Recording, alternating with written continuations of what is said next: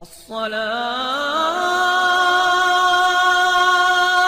خير من النوم۔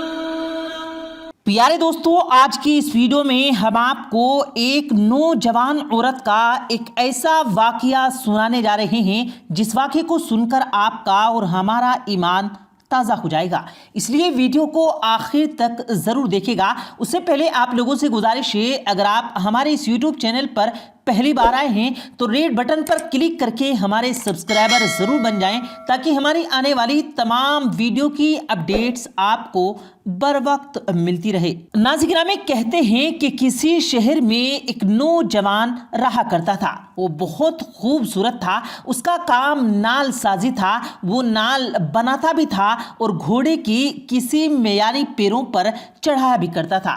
یہی اس کا پیشہ تھا۔ نال بناتے وقت تپتی بھٹی میں سرخ شولوں کے اندر وہ نال لگتا اور پھر آگ میں اسے کسی جمبوڑ یا کسی اوزار کے ساتھ نہیں پکڑتا، بلکہ آگ میں ہاتھ ڈال کر اس تپتے شولے جیسے نال کو نکال لیتا اور اپنی مرضی کے مطابق اسے شکل دیتا تھا۔ اس کی اس حرکت کی وجہ سے لوگ اسے دیوانہ کہتے اور حیران بھی ہوتے تھے کہ اس پر آگ کا کوئی اثر نہیں ہوتا تھا۔ ایک مرتبہ کسی دوسرے شہر کا شخص وہاں آیا۔ جب اس نے ماجرا دیکھا تو اس کو تجسس ہوا کہ ایسا کیسے ہو سکتا ہے، لہٰذا وہ اس ماجرے کو جاننے کے لیے بےتاب ہو گیا۔ اس نے نوجوان سے پوچھا کہ اسے گرم گرم لوہا پکڑنے سے کیوں کچھ نہیں ہوتا۔ اس نوجوان نے جواب دیا کہ وہ جلدی میں لوہے کو اٹھا لیتا ہے اور اب اس پر ایسی کیفیت طاری ہو گئی کہ میرا ہاتھ اسے برداشت کرنے کا عادی ہو گیا ہے۔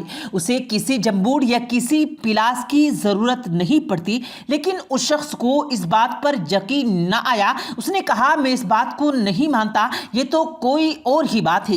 اس نوجوان نے کچھ اس طرح سے مجھے حقیقت بتاؤ، جس پر نوجوان نے کافی ٹالنے کی کوشش کی، لیکن وہ شخص بھی اسی وجہ جاننے پر لگا رہا۔ وہ نوجوان سے اصرار کرنے لگا۔ اس پر اس نوجوان نے اس کو اپنی کہانی اس طرح سے سنائی۔ اس نوجوان نے بتایا کہ میری بستی میں ایک نہایت ہی حسین و جمیل لڑکی رہتی تھی اور اس کے والدین عمرے کے لیے گئے لیکن پھر کبھی واپس نہ آ سکے، جو کہ کسی حادثے کا شکار ہو کر وہ دونوں فوت ہو گئے تھے۔ اس طرح سے یہ لڑکی بے یار و مددگار اس شہر میں رہنے لگی۔ وہ لڑکی پردے میں پلی بڑھی تھی کیونکہ وہ گھر میں رہنے والی لڑکی تھی۔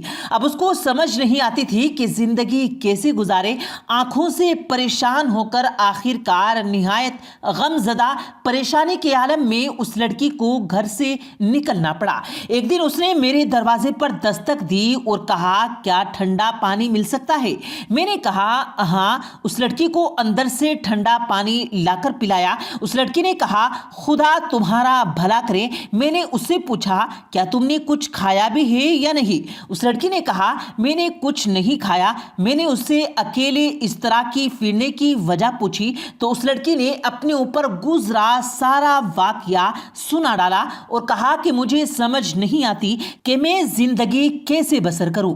میں نے اس سے کہا کہ تم شام کو یہیں میرے گھر آ جانا اور میرے ساتھ کھانا کھا لینا، میں تمہیں کھانا کھلاؤں گا۔ اور پھر وہ لڑکی چلی گئی۔ اس نوجوان نے بتایا کہ میں نے اس لڑکی کے لیے اچھا کھانا تیار کیا۔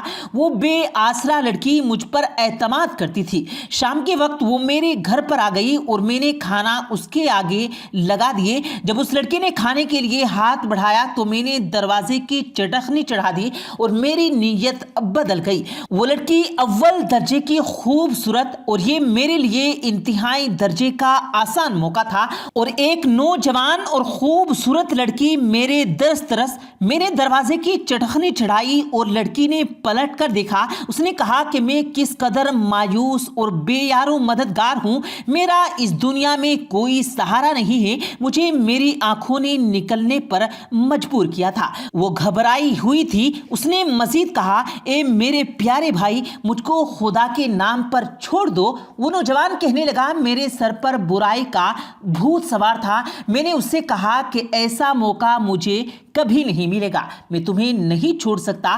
اس لڑکی نے مجھ سے کہا کہ میں تمہیں خدا اور رسول کے نام پہ درخواست کرتی ہوں، میرے پاس سوائے عزت کے کچھ نہیں ہے اور ایسا نہ ہو کہ میری عزت بھی پامال ہو جائے اور میرے پاس کچھ بھی نہ بچے، اور پھر اسی حالت میں اگر میں زندہ بھی رہوں اور مردوں کی طرح جیوں۔ اس نوجوان نے بتایا کہ اس لڑکی کی یہ بات سن کر مجھ پر عجیب سی کیفیت طاری ہو گئی۔ وہ برائی کا بھوت جو مجھ پر سوار تھا اب اتر چکا تھا۔ میں نے دروازے کی چٹخنی کھول دی اور دست پستہ اس کے سامنے کھڑا ہو گیا اور کہنے لگا، مجھے معاف کر دینا، میرے اوپر ایسی کیفیت طاری تھی جس میں میں اپنے ہوش و حواس کھو بیٹھا تھا، لیکن اب وہ کیفیت دور ہو گئی۔ تم شوق سے کھانا کھاؤ اور اب سے تم میری بہن ہو۔ یہ سن کر اس لڑکی کی جان میں جان آ گئی اور اس نے کہا کہ اے اللہ، میرے اس بھائی پر دوزخ کی آگ حرام فرما۔ یہ کہہ کر وہ رونے لگی اور اونچی آواز میں روتے ہوئے کہنے لگی، اے اللہ، نہ صرف دوزخ کی آگ حرام کر دے بلکہ اس پر ہر طرح کی آگ کو حرام کر دے۔ نوجوان نے بتایا کہ وہ لڑکی یہ دعا دے کر چلی گئی۔ اس واقعے کے کئی دن بعد ایک بار میرے پاس جمبوڈ نہیں تھا اور میں تھوکنی جلا کر نال گرم کر رہا تھا۔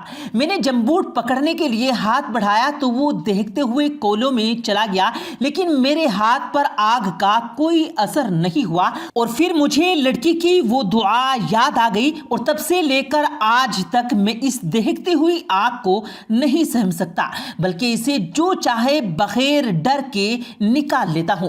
تو ناظرین، اس کہانی میں دو پہلو ہیں۔ ایک تو مظلوم کی دعا ہے کہ مظلوم لڑکی نے اللہ تعالیٰ سے جب نوجوان کے لیے دعا کی تو وہ سیدھی عرش پر جا پہنچی اور اس نے اپنا اثر دکھلا دیا۔ اور یاد رہے کہ اللہ تعالیٰ قادر ہے اور یہ بات اللہ تعالیٰ کی قدرت سے بعید نہیں کہ وہ کسی کو طاقت دے دے کہ وہ ہاتھ کی شعلے سے پکڑے۔ اور ناظرین، اس کہانی کا دوسرا پہلو یہ ہے کہ اس نوجوان نے اللہ کے خوف سے گناہ کا ارادہ ختم کیا تو اللہ تعالیٰ نے اس کو اس معجزے سے نوازا۔